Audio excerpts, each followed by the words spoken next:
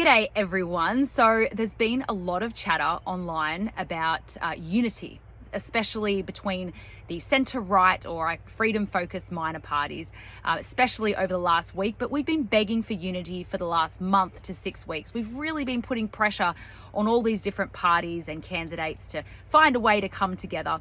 And in the last week and a half, I've been privy to a few conversations about this, and it's given me a lot of perspective on the matter. And I want to share with you what I've learned so that you don't despair if unity doesn't necessarily come together. Now, in an ideal world, all the freedom-focused candidates would be under the same party, and the volunteer network would only have to support one candidate in each electorate and then one candidate in each state. But unfortunately, we don't live in an ideal world. And even though we want unity, it doesn't mean that the people involved in these deals necessarily have pure intentions. And you've also got to consider that some candidates have been working on their strategy, on their campaign for 18 months to 2 years. They've started grassroots movements, they've spent their own money, and these potential deals would literally kick them out of the race completely. And I understand that that would be a hard slog for that person particularly. And then you also have people who have been working on their minor parties for 9 years.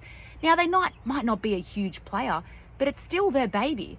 And if someone offers them a deal that completely dissolves their identity as a minor party, and what they're getting in return is not good for them or for the country or for the election, should they still take the deal? I don't know. I just want to tell you that it's not as black and white as it looks. To us as the voters, we're like, just come together. It's easy. Let's just do it. But it's not that easy. Trust me.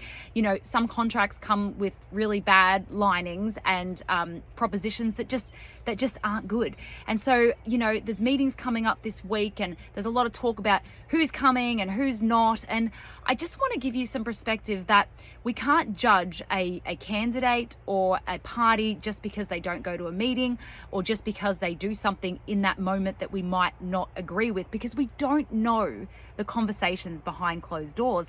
And then on top of that, we have the mainstream media attacking certain candidates and parties that we've been loyal to in the past. And I just want to remind you that the mainstream media lie, remember? And with the upcoming election, they are wanting to divide our community as much as possible so that our volunteer networks don't have as much effect. So I just want to remind you, don't trust the mainstream media and don't judge a person or a party for not taking a deal because you do not know what that deal actually was. So what if unity doesn't happen the way that we like it? Well, my suggestion is stay loyal to the person that you like, the candidate that you like, regardless if they jump ship to different parties or if the head of that party seems to be doing something wrong.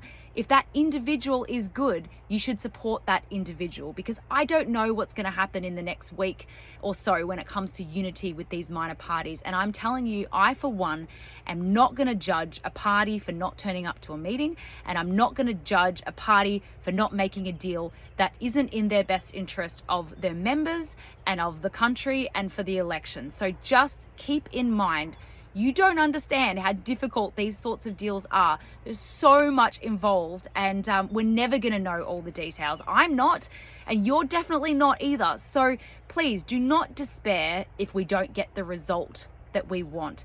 Either way, we're going to work our butts off for the election, and I think that, you know, a Liberal government is probably going to get in, and that's, I think, like pretty much going to happen. They don't need our help, and we probably wouldn't help them. But I'm going to be focusing on the important electorates that actually have green seats in there at the moment, because I think if we focus on getting the Greens out, it could be so powerful, because we don't want a hung parliament with Greens with balance of power. That would ruin this country. Okay, that's dramatic. It would be bad for this country, right? So let's focus on the seats that we can, and I'm gonna have a campaign coming out.